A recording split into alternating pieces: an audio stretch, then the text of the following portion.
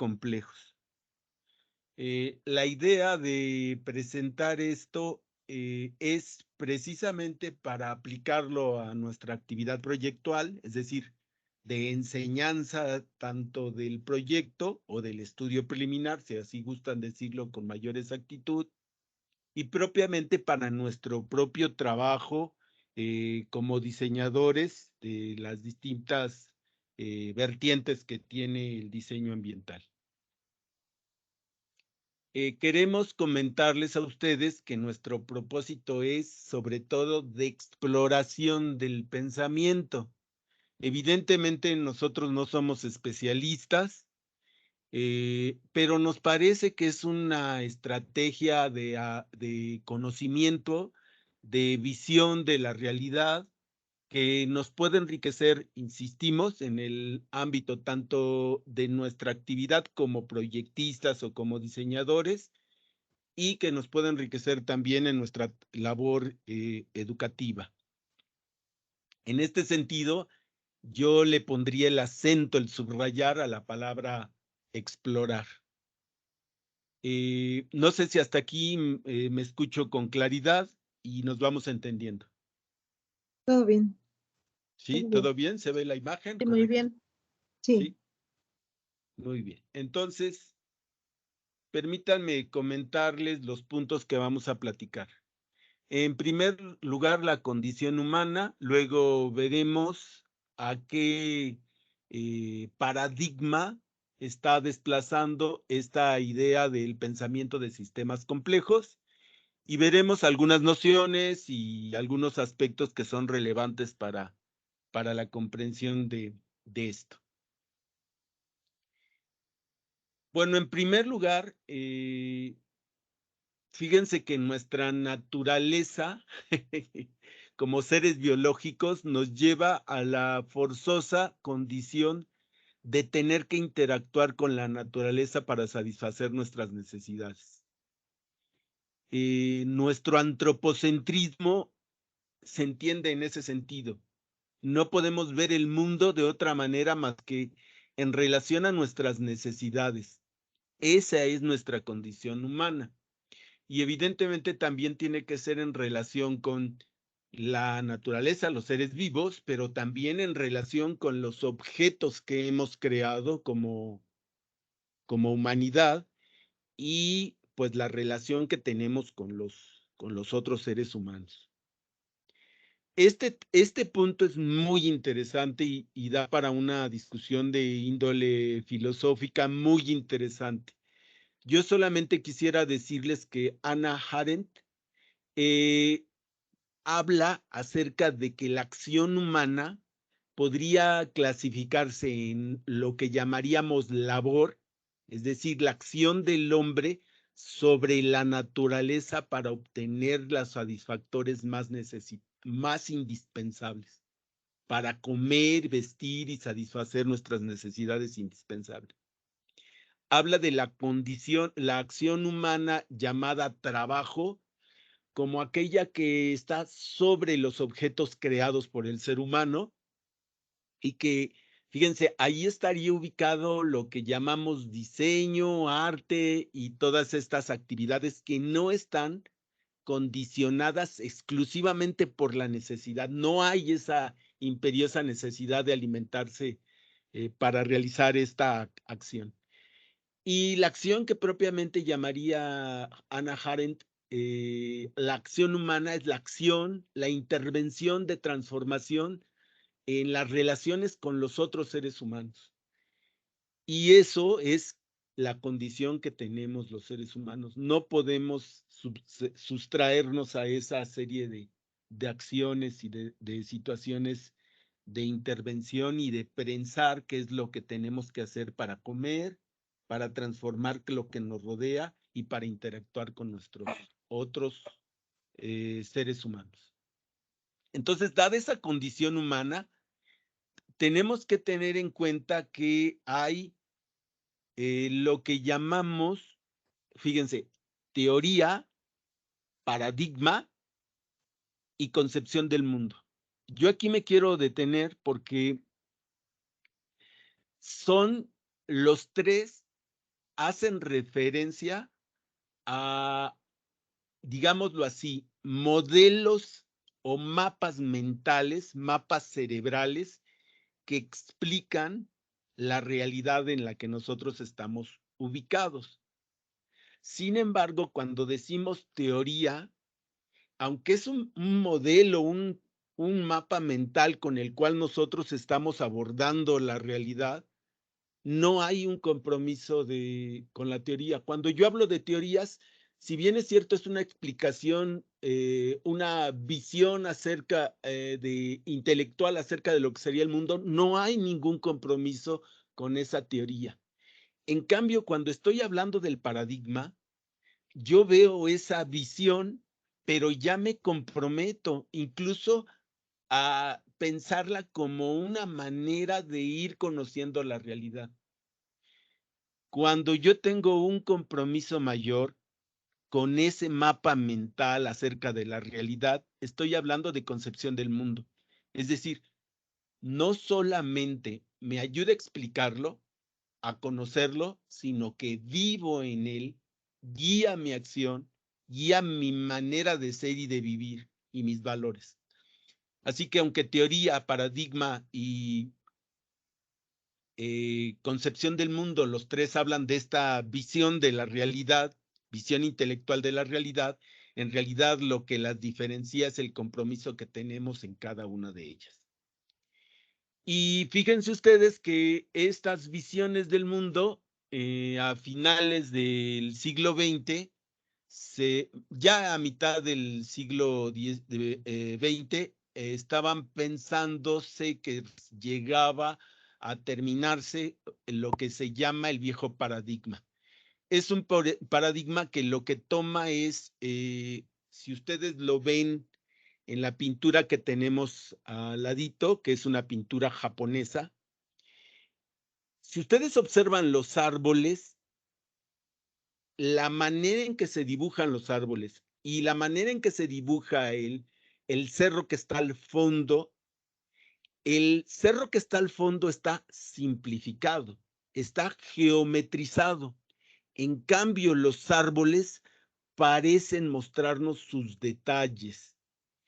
La visión del paradigma de simplificador quita los elementos de la realidad, los simplifica y entonces a través de esa simplificación y la fragmentación, es decir, tomar partes de la realidad o del todo, supuestamente logra un mejor manejo de esa realidad. La simplificación y la fragmentación nos lleva a la especialización de las acciones o de los campos de saberes o acciones humanas.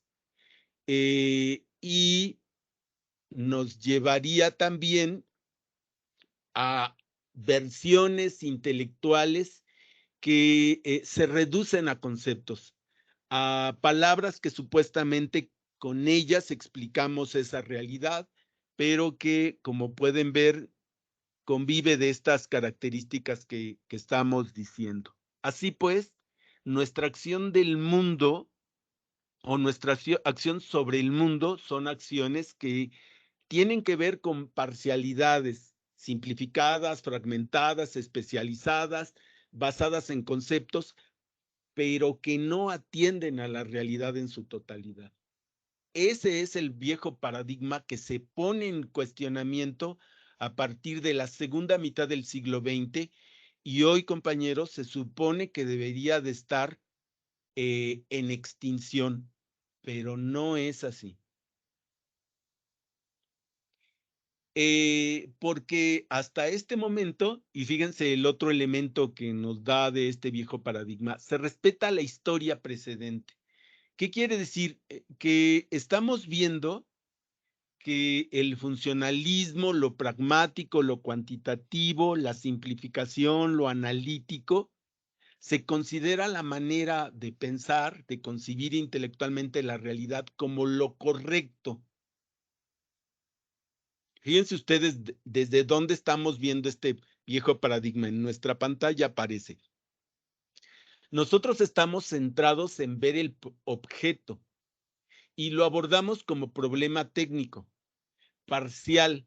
Cuando vemos vivienda, por ejemplo, los arquitectos o los urbanistas, vemos solamente la vivienda y no nos importa lo que está alrededor de ello. Luego pensamos que es producto de una causa, cuando no es así. Y pensamos que esa causa es algo que se produce de manera estática. Surge la causa, da la consecuencia, por ejemplo, la falta de vivienda, y ya no hay ningún otro cambio, cuando eso no ocurre en realidad. Así pues, generalmente partimos del análisis, abordamos el asunto de manera sectorial, es decir, parcial, y compañeros, si ustedes se recuerdan lo que acaban de decir, abordamos el problema educativo desde el punto de vista técnico. No abordamos el asunto desde el punto de vista humano, técnico y los demás elementos. Así que este viejo paradigma que habría que estar combatiendo, tendríamos que ir caminando hacia ver, en lugar de objetos, procesos en diseño.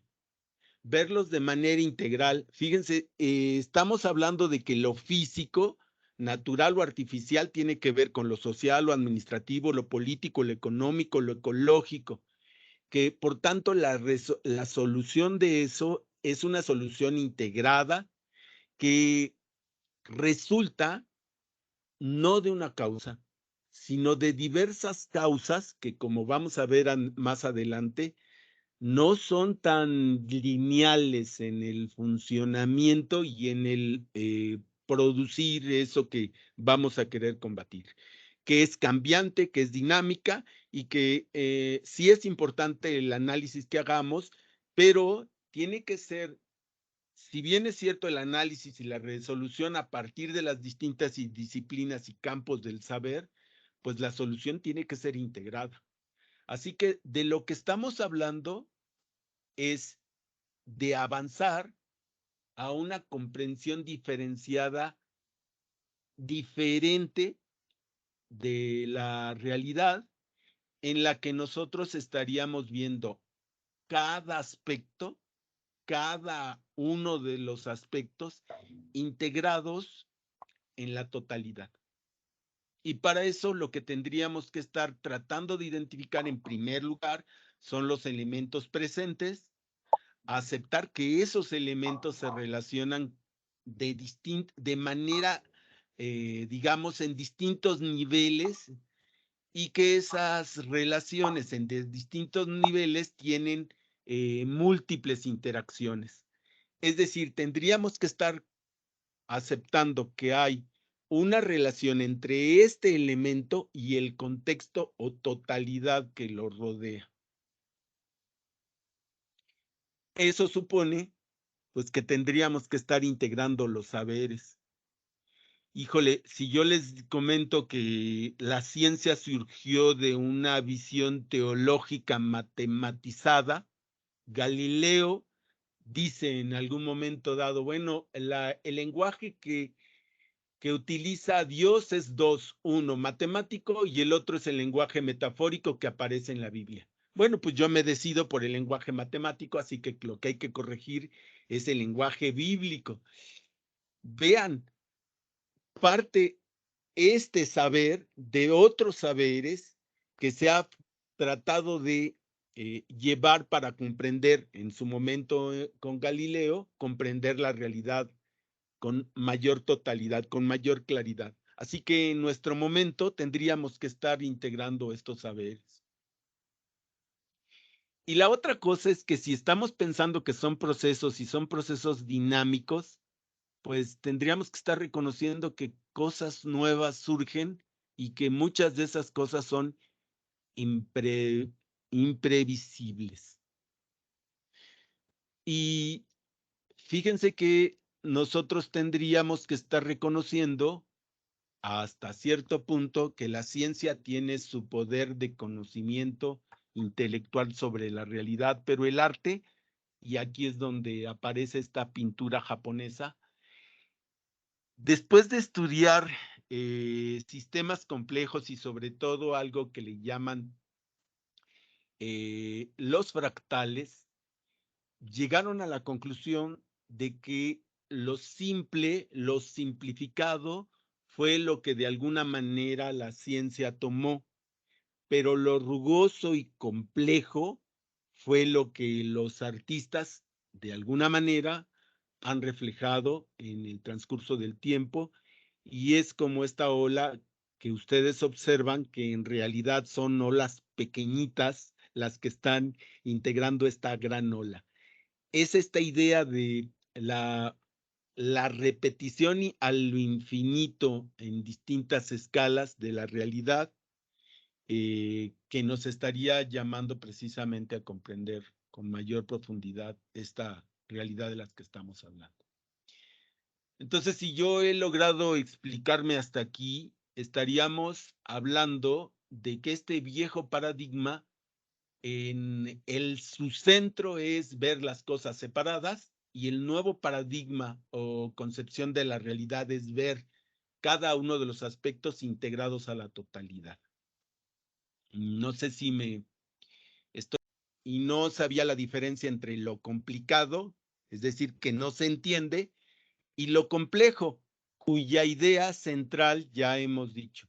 Lo complejo es tratar de entender que todas las cosas están ligadas. Entonces vamos a ver algunas primeras nociones de esto. ¿Qué nociones tenemos de lo complejo? Bueno, que la parte forma parte de una totalidad mayor. Cada célula de nuestro cuerpo es una parte. Cada órgano es una parte de nuestro cuerpo, y hay una relación entre corazón o cerebro y nuestra totalidad del cuerpo. Esa parte y esa totalidad está asociada de manera combinatoria con las otras partes. Así pues, digamos, cada elemento está asociado con otros elementos, y esos elementos se asocian a su vez a otro nivel con otros que constituyen partes de algo mayor. Algo que tenemos como pensamiento complejo es que ahora se considera que las cosas son no fundamentalmente aleatorias, pero hay una parte de la realidad que es aleatoria, esporádica, irregular, y que es parte de la experiencia, y que la que debemos tomar en cuenta.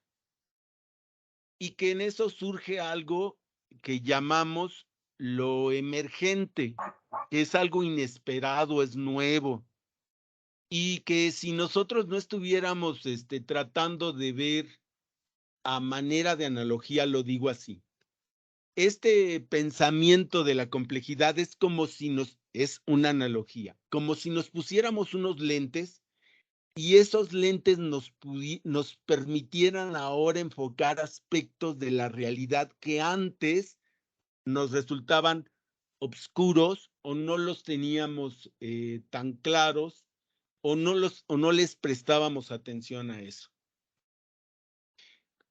Así que, vuelvo a insistir, el saber artístico se anticipa al saber científico. Otra vez, tenemos aquí una pintura japonesa en donde al fondo tenemos el monte Fukuyama. Si ustedes lo ven, está simplificado. Es casi una forma geométrica, incluso las que lo rodean. En cambio, lo que vemos con más realidad, el monte Fukuyama casi geometrizado, no parece la realidad, está simplificado. En cambio, esta ola, que vuelvo a insistir, esta rugosidad de la línea que va formando la ola, si ustedes notan, son olas pequeñitas las que van generando. Esta idea es la idea de la fractalidad, que es una idea con la que surge precisamente esta noción de sistemas complejos. Híjole, pero de todos modos a uno le queda la duda, a ver, ¿de qué estamos hablando?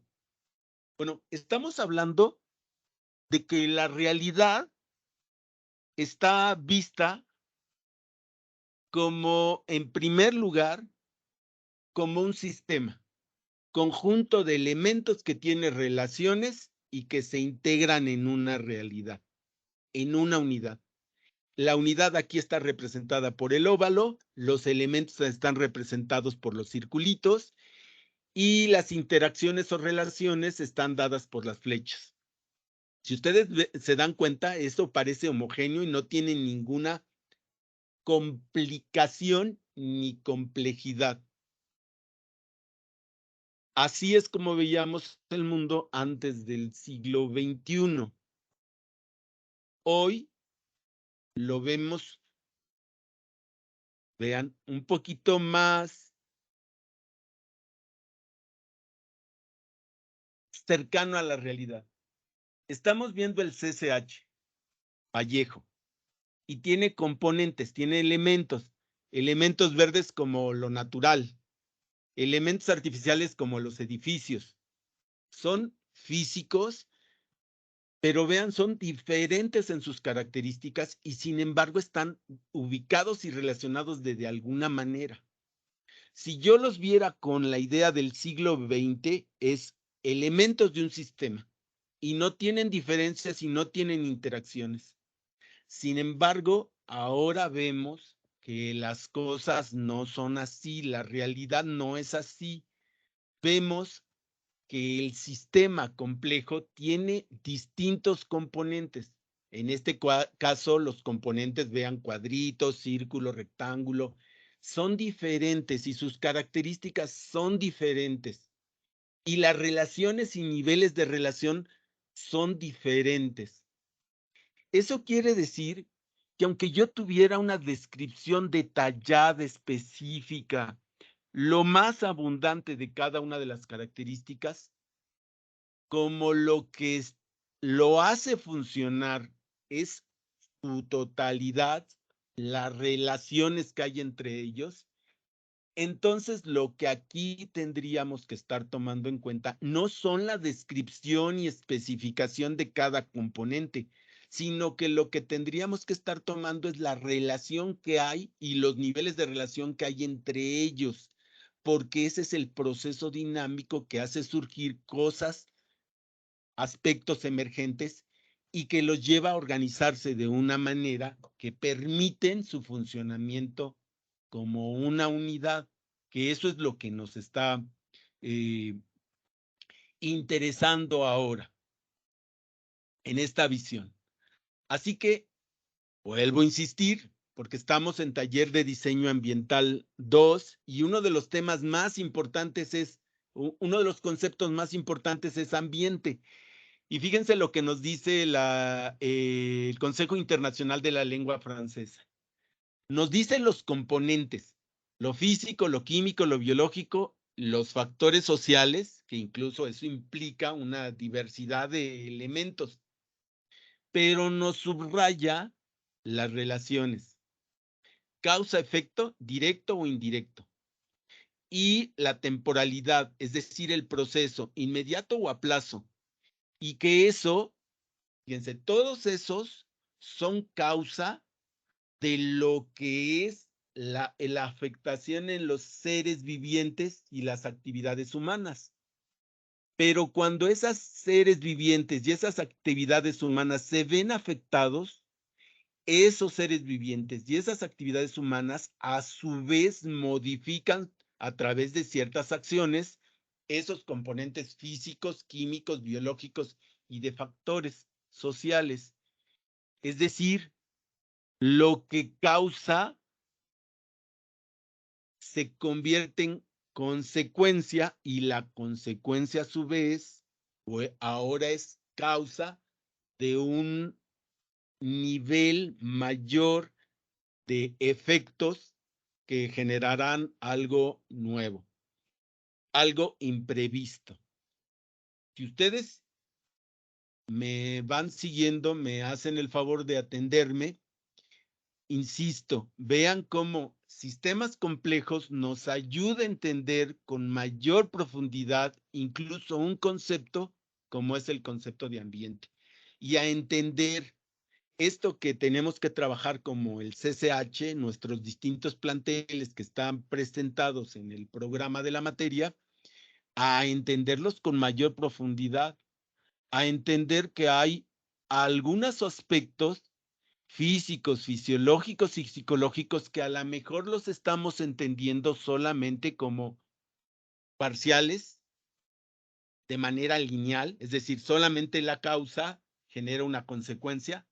Cuando no son lineales, hagan la idea de que esto es una especie de bucle, es decir, como una especie de resorte en donde puedo partir de una causa, genera una consecuencia y la consecuencia a su vez se convierte en causa de otras consecuencias mucho más graves. Y sin embargo, nosotros lo estamos enfocando